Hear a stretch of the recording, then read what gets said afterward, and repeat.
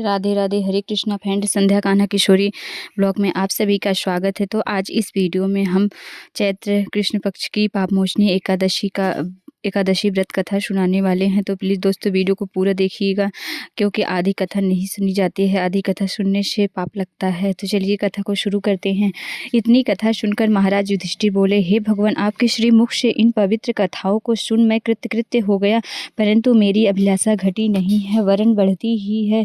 उसी के वशीभूत हो मैं आपसे पुनः प्रार्थना करने की दृष्टता करके आगे की कथा को सुनने की अभिलाषा रखता हूँ। अब आप कृपा करके चैत्र कृष्ण एकादशी व्रत की विधि एवं महात्म्य का वर्णन कर मुझे कृतार्थ कीजिए। पांडुनंदन के ऐसे वचन सुन भगवान कृष्ण बोले, हे राजन, यही प्रश्न एक बार महाराज मानधाता जी ने महर्षि लोमस से किया था। अस्तु, अब मैं वही कथा जो महर्षि लोमस ने मानधाता को सुनाई थी आज तुम्हें सुना रहा हूँ। ध्यान पूर्वक सुनो।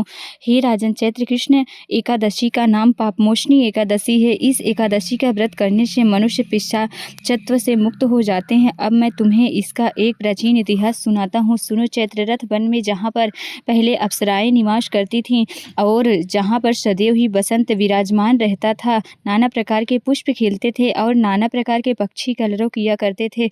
इंद्रादि देवताओं का वही क्रीड़ा स्थल था और किन्नर वहां पर विहार करते थे। उसी सुंदर और रमणीक स्थान में महर्षि मेधावी तपस्या कर रहे थे। एक दिन मंजुघोषा नाम की एक गंधर्व कन्या ने वहां जाकर मेधावी मुनि का अवलोकन किया और उनको देखकर आसक्त हो गई। यद्यपि अपने मन को बहुत समझाया मगर वह नहीं माना। तब हाथ में सितार ले उनके आसपास बैठ बीड़ा विंदी कोकिल कंठ से मधुर गान कर उनको मोहित करने का जाल फैलाया।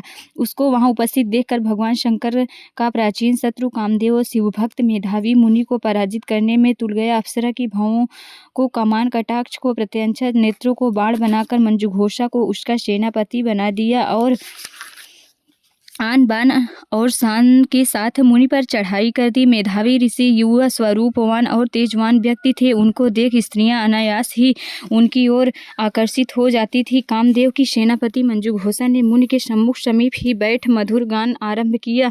स्वर लहरी की सुरीली तान से ऋषि का ध्यान भंग हो गया और मंजुघोषा पर दृष्टि पड़ते ही उस पर मोहित हो गए। मुनि को अपनी ओर आकर्षित देख मंजुघोषा अपनी समस्त क्रीड़ाएं एकत्रित कर उनके पास गई। महामुनि उसके रूप पर ऐसा मोहे कि समस्त शिव चरित्र क्षण मात्र में भूल गए और मंजुघोषा के साथ रहकर काम क्रीड़ा करने लगे, भोग विलास करते। जब बहुत दिन हो गए तब मंजुघोषा ने मुनि से जाने की आज्ञा मांगी। कामासक्त मुनि ने कहा, अभी ठहरो, आज ही तो आई हो। मंजुघोषा मुनि के वचन सुन यद्यप भयभीत हुई तथापि कामवश फिर रुक गई, मगर अब उसका चित्त भावी अनिष्ट की आशंका से चंचल रहने लगा। मंजुघोषा मुनि के पास 57 वर्ष 1 मास 13 दिन काम क्रीड़ा करती रही, मगर मुनि के लिए अभी वह पहली ही रात थी। एक दिन मंजुघोषा के आज्ञा मांगने पर मुनि ने वही प्राचीन पाठ दोहराया। तब वह भयभीत होती हुई किंचित मुस्कुरा कर कहा, प्रभु, कितनी संध्याएं आई और चली गई, मगर आपको अभी एक ही रात हुई है। मंजुघोषा के ऐसे वचन सुन